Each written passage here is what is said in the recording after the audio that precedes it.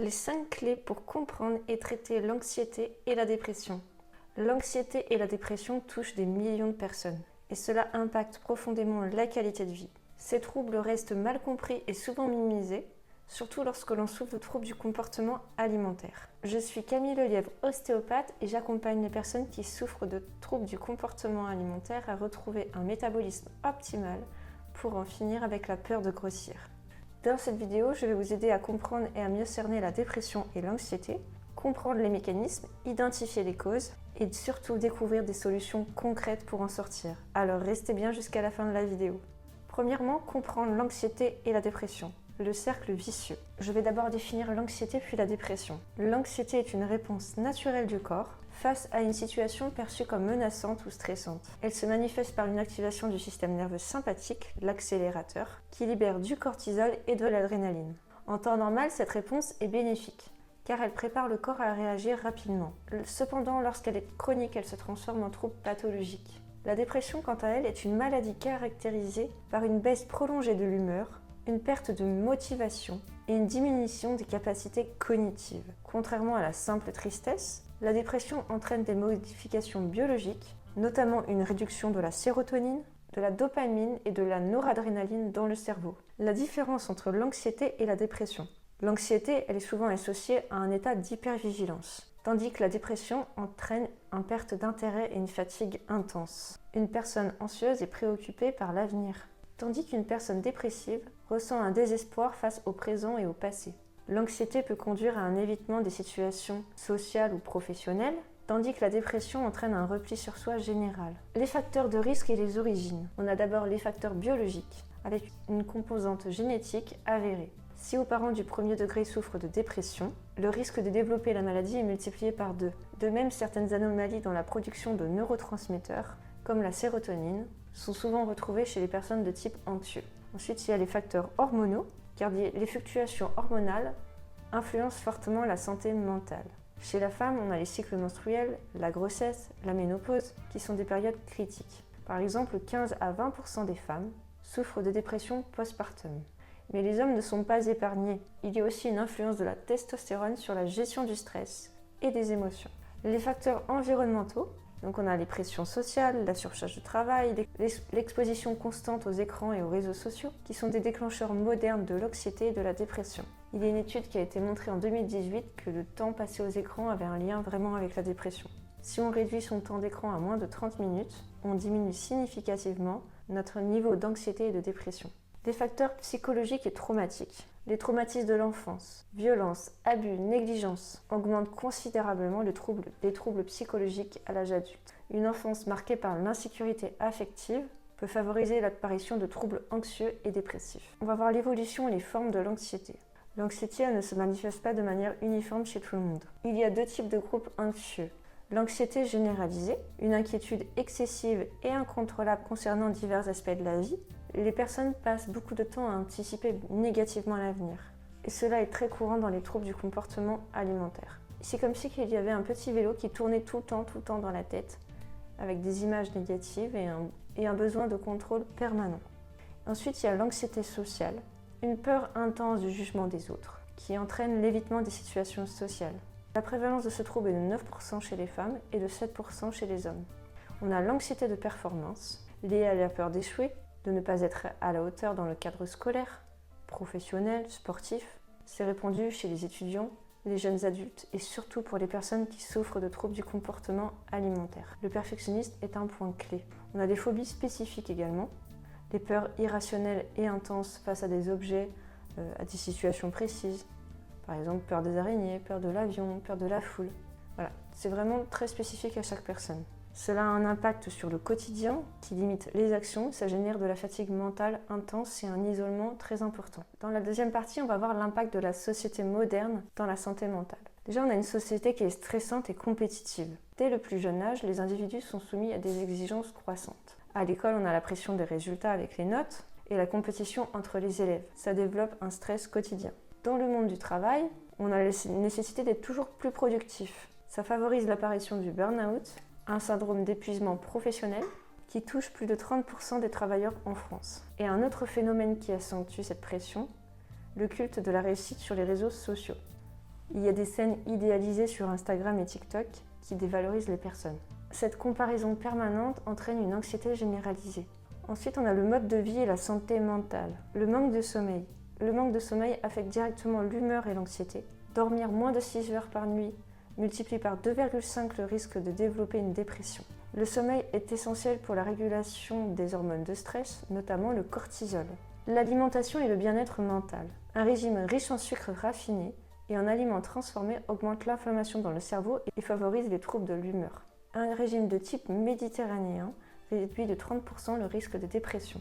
Et le rôle du sport. L'activité physique est un antidépresseur naturel. 30 minutes de sport par jour réduit le risque d'anxiété, car le sport libère des endorphines et régule le niveau de cortisol. Cela améliore la neuroplasticité, mais tout est dans la régulation. Le sport bon pour se faire du bien, mais pas pour s'épuiser et se faire du mal comme dans l'hyperactivité lorsque l'on souffre d'anorexie mentale. C'est très important. Moi, je prends en compte l'hyperactivité et comment on peut la rééquilibrer grâce à mon programme d'accompagnement. Si tu souffres d'anorexie ou de boulimie, je t'invite à prendre ton rendez-vous dans le calendrier de la description pour que tu puisses t'en sortir plus rapidement, retrouver un bon métabolisme et en finir avec la peur de grossir. Maintenant, dans la troisième partie, on va voir comment sortir des troubles mentaux avec une approche et les solutions. Alors d'abord, quand et pourquoi consulter ? Beaucoup hésitent à consulter un psychologue ou un psychiatre, pensant que leur problème n'est pas assez grave. Pourtant, plus on attend, plus la situation s'aggrave, comme dans les troubles du comportement alimentaire. Il n'existe pas de bon moment pour aller consulter. Dès qu'il y a une détresse, un impact sur le quotidien, il est légitime d'aller consulter, de demander de l'aide, ça c'est hyper important. Les signes qui indiquent qu'il faut aller consulter. Une tristesse permanente depuis plusieurs mois. Une perte d'intérêt pour des activités que tu aimais auparavant. Des troubles du sommeil, insomnie, réveil nocturne, hypersomnie. Une fatigue inexpliquée malgré un repos suffisant. Une anxiété qui te bloque dans ta vie sociale ou professionnelle. Des pensées suicidaires ou une sensation d'impasse. Une perte ou une augmentation de l'appétit. Les troubles du comportement alimentaire en font partie. Selon une étude de l'INSERM, une personne sur 5 souffrirait de dépression dans sa vie. Plus la prise en charge est précoce, plus le rétablissement est rapide, grâce à une approche pluridisciplinaire. Donc, l'approche thérapeutique et l'accompagnement, il y a plusieurs formes de thérapie.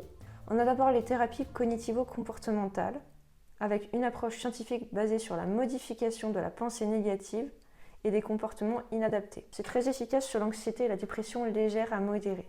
Ensuite, on a la psychanalyse. La psychanalyse est l'approfondissement des racines inconscientes du mal-être. C'est un processus plus long mais utile pour des troubles qui sont ancrés depuis l'enfance. On a l'EMDR. C'est une technique reconnue pour traiter les traumatismes et le stress post-traumatique avec des mouvements des yeux. C'est ce que je fais aussi en accompagnement. Les thérapies d'acceptation et d'engagement, qui favorisent l'acceptation des émotions négatives et ça aide à avancer. On a l'EFT, que je pratique en faisant des tapotements sur des points. Donc, j'ai des vidéos qui montrent des exemples avec des clients qui souffrent de troubles du comportement alimentaire. Ensuite, on a les médicaments et le suivi médical, parce que dans certains cas, les médicaments sont utiles à un certain moment. Transit ferment, des antidépresseurs, des anxiolytiques, notamment lorsqu'on a des symptômes sévères. Mais leur utilisation doit être encadrée par un médecin et ils peuvent avoir des effets secondaires, donc ils nécessitent un suivi très attentif. Et moi, j'aide aussi pour quand on fait le sevrage des antidépresseurs de compléter avec de la sérotonine, le précurseur, le 5-HTP, par exemple le Griffonia, pour diminuer tranquillement les antidépresseurs et pour pouvoir faire un sevrage plus en douceur. Ensuite, on a l'influence du sport et du mode de vie. Comme je vous l'ai dit, le mode de vie il joue un rôle crucial dans le rétablissement. Le sport est un antidépresseur naturel s'il est pratiqué avec modération, sinon il augmente le stress pour le corps. Il stimule la production d'endorphines, de dopamine et réduit le stress. Le cardio augmente la production de sérotonine. La musculation renforce l'estime de soi, réduit les tensions musculaires liées au stress. Le yoga et la méditation, ils baissent le niveau de cortisol et améliorent la régulation des émotions. Même les personnes qui ont du mal à perdre du poids, en faisant du yoga, en faisant de la relaxation, ils vont diminuer le cortisol et rien qu'en faisant ça, ils vont perdre du poids naturellement. Ensuite, on a l'impact de l'alimentation. Une alimentation équilibrée joue un rôle direct sur la santé mentale. Des déficits en nutriments essentiels comme la vitamine D, les oméga 3, le magnésium, ils sont souvent associés à une dépression et à l'anxiété. Je vais vous donner quelques recommandations alimentaires. D'abord, privilégiez les aliments riches en tryptophane. C'est un acide aminé que l'on retrouve par exemple dans la banane, le chocolat, la dinde, qui stimule la sécrétion de sérotonine. On va éviter les aliments ultra transformés, les sucres rapides, qui crée des pics d'insuline et qui favorise la fatigue. On va utiliser des bonnes protéines et des bonnes graisses pour lisser la glycémie tout au long de la journée et stabiliser l'humeur. On va s'hydrater correctement, car une légère déshydratation impacte la cognition et l'humeur. Dans la 4e partie, je vais aborder le burn-out et les autres problématiques liées au stress. D'abord, comprendre le burn-out. Le burn-out, c'est un syndrome d'épuisement professionnel qui se manifeste par 3 dimensions principales. L'épuisement émotionnel, qui est une sensation de fatigue constante, une perte de motivation. La dépersonnalisation, qui est détachement vis-à-vis du travail des collègues avec un cynisme accru. La diminution de l'accomplissement personnel. Un sentiment d'inutilité, de perte de confiance en soi. 30% des travailleurs français présentent des signes du burn-out, avec une charge de travail excessive, une pression constante, un manque de reconnaissance et d'absence au sens du travail, un déséquilibre entre la vie professionnelle et personnelle, une exposition prolongée à des situations stressantes. Donc comment se remettre d'un burn-out? Donc d'abord il y a des personnes qui ont besoin de prendre un arrêt de travail parce que le repos est indispensable pour pouvoir bien récupérer. Il va falloir aussi revoir son équilibre de vie, s'imposer des pauses dans la journée, apprendre à dire non pour éviter une surcharge de travail, pratiquer des activités relaxantes comme la marche, le yoga, la méditation, les loisirs créatifs. Consulter un professionnel, car un suivi psychologique permet de comprendre les mécanismes du stress et d'éviter la rechute. La prise en charge peut inclure une réorientation professionnelle, parce que si vous n'aimez pas votre métier, si vous n'aimez pas ce que vous faites, il faut retrouver votre mission de vie, votre sens de vie. Et ça, c'est ce que je fais aussi dans la 10e étoile de mon accompagnement STAR. La 5e partie, on va parler de la santé mentale et de la perception sociale. Pourquoi la santé mentale elle reste taboue en France? La peur du jugement, elle empêche de nombreuses personnes de parler de leurs troubles, que ce soit la dépression, un trouble du comportement alimentaire. En fait, la dépression elle est souvent perçue comme une faiblesse, quelqu'un de feignant, alors qu'il s'agit vraiment d'une vraie maladie. Ça implique des dérèglements neurochimiques. Pourquoi une personne qui aurait un cancer recevrait plus de compassion envers les autres personnes qu'une personne qui souffre de dépression? Dites-le moi dans les commentaires. Ensuite, je vais vous parler de l'importance de l'éducation et de la prévention. Le psychologue a pour rôle d'accompagner les individus dans la gestion de leurs émotions et de leurs difficultés. On a l'éducation émotionnelle, qui devrait être enseignée à l'école d'ailleurs, tout comme l'importance du sport et de l'alimentation pour le bien-être mental. Pour conclure, l'anxiété et la dépression touchent une part importante de la population, des fois associée à des troubles du comportement alimentaire, mais ce n'est pas une fatalité. La prévention passe par une meilleure compréhension des mécanismes en jeu, un mode de vie sain, une prise en charge adaptée. Le sport, l'alimentation, le sommeil sont des piliers indispensables à une bonne santé mentale. En cas de besoin, il faut consulter un professionnel de la santé et surtout une prise en charge pluridisciplinaire. Le psychiatre peut donner certains médicaments, il va falloir aussi avoir un soutien psychologique à côté. Et moi, dans l'accompagnement, c'est un soutien au quotidien bien plus poussé, ce qui fait qu'on avance beaucoup plus vite en quelques mois au lieu que ça dure des années. Donc si tu souffres de dépression, d'anxiété, de troubles du comportement alimentaire, prends ton rendez-vous dans les Calendly, que l'on fasse ensemble un bilan de santé et que l'on trouve ensemble la meilleure prise en charge pour ta difficulté. N'oublie pas de t'abonner, de liker et de partager cette vidéo. Voilà, j'ai fini cette présentation. Merci.